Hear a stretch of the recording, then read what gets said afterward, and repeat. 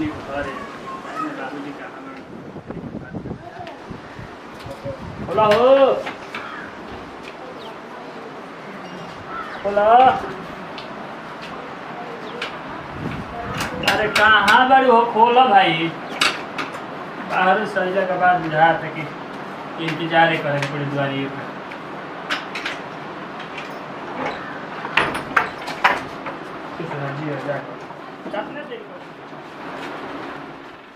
ला है तन पकड़ा तो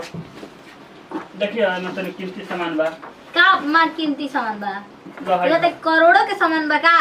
काहे से टेढ़ बोलो तर मुंह फुलाओ तर बताओ ये बाहर से 6 महीना कोई नहीं मेरा ने मुंह फुलाओ किया तो सुनकुल होला कब बताओ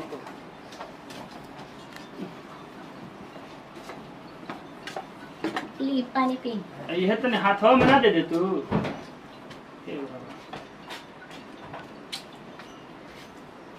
मिठो ना मिली का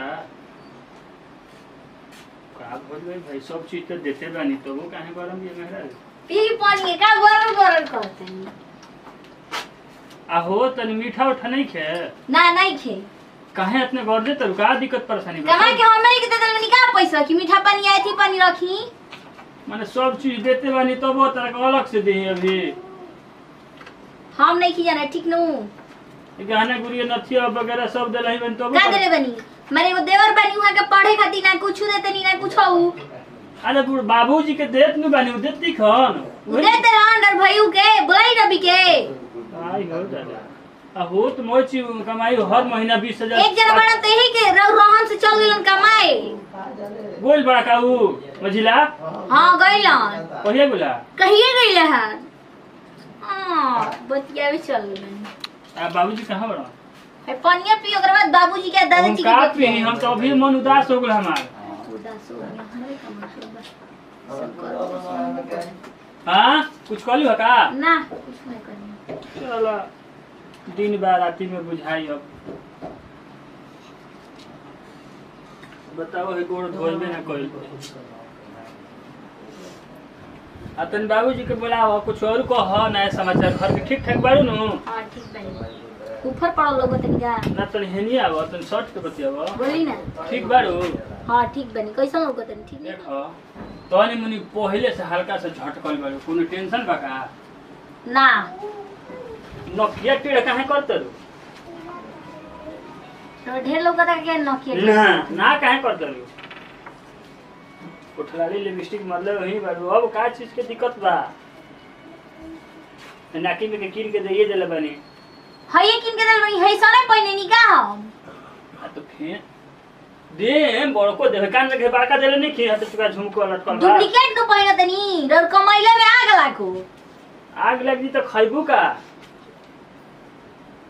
कमा तनी दूसर में हेरी सन खाती नु हमारे खाती कमाईती तब नु हमरा के देती आगो लगा भैया हां बोलते खुश रह कहां गुर ले बा गोरे तनी जे हेने आई बाबू बैठ बताई चलो तनु हां बताई बाबूजी हमनी के पैसा ही भेज तनी दे तनी 1 रुपया 1 रुपया ना अरे तोरा का पढ़ाई का पैसा निकाल अभी ट्यूशन के पैसा दियाइबे ना कल 6 महीना के हां तोरा का पैसा बाबूजी ने खन दे 1 रुपया ना पूछ लो ए जे भौजी बड़ी तोर भौजी आते हां बुझा तर सही गुटी मुट्ठी कइले बड़ा सन हमारा का बाबूजी जो ले है ना तो हमर विश्वास ना होई तो बाबूजी के बुलावते बनी हां तो बाबूजी के आवे दसन और देखत रह मुंह उरुआ खानी फुले ले बिया बियाती के गधा बोलो ये ना 1 रुपया दे तर लो घरे अरे ये बकवास कोइले रहता है है बाबूजी खाता में डाल देतनी तू बाबूजी मोए खाता में जमा करता रहे वो के करे के देत रह तहनिए के दुगो बड़ा सोने को तो बाहरे गोल हमनी के का जानते जे कि कहां देता रहे का हो कुछ बोलो पूछो ये यार एकदम साफा अच्छा बाबूजी का होता है आज उगे हुए जो कहे ना तले हमर मन एकदम साफ आवे ना उनका फैसले आगुलो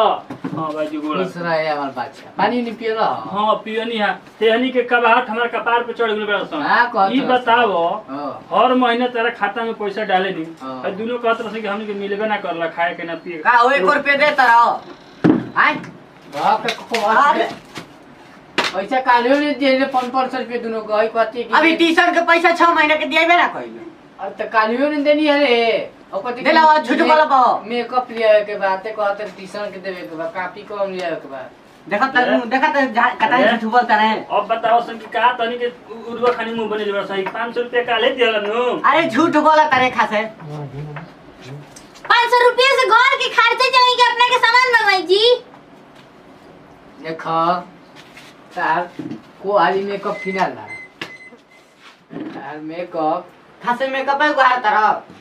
का जी अरे बाबू बताई हमारे घरे रोजा नहीं तो हमार बहन कितना हमारे के मेकअप के सामान की बहुत सामान दे। कबरवा देखनी कि जब मार्केट से हमें को सामान किले होती परसों परसों दिन तो घर में साग सब्जी ना है जी का हम कालियो रोज साग रोज सब्जी साग में नहीं सब्जी है बनाती हूँ कहाँ से होता है फिर लड़ना तहर से आई बता तो लड़ता रू भदार कौन सी भदार पर हम नहीं लड़ा देखा रहता है हमारे के का ते का है हमारा तो बुझाते के फेन यही आपस जाए के पड़ी तुमका के समझाओ समझाई तो हनी के समझाई रे हुरवट दे तो हनी के हमारे देखो सनकर तो दिमाग हमारे के का समझाओ तनी के पैसा लेत रसन तब काहे कहत रसन नहीं खिलेता है मुंह अरे एक रुपया काहे मुंह दे ले दे। पैसा निकल है तो दे दे निकाल वो पैसा हम ये निकले तारा बतियाई जी हम जानते पैसा नहीं दे तो इन यो बियाह त पहुंचावती है पहुंचाओ तिया देखू तो लंठई हम सब पूरे तई क्या करत रे पश्चिम टोला जाई के का हम का करते सब देखते नहीं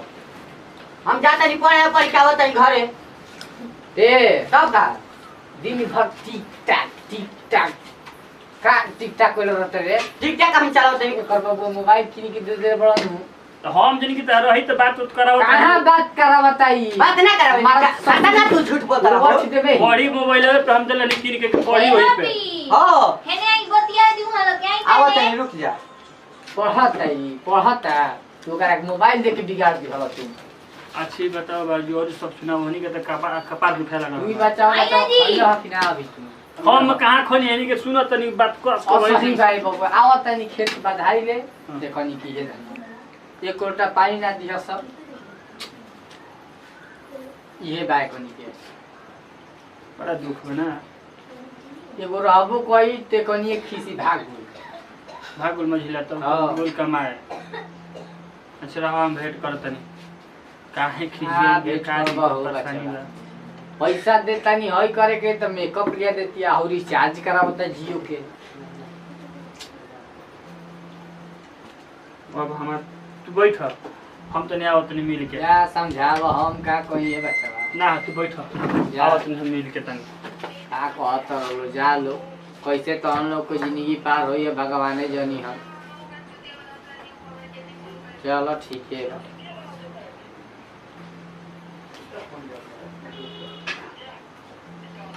चलो हो दुआर पे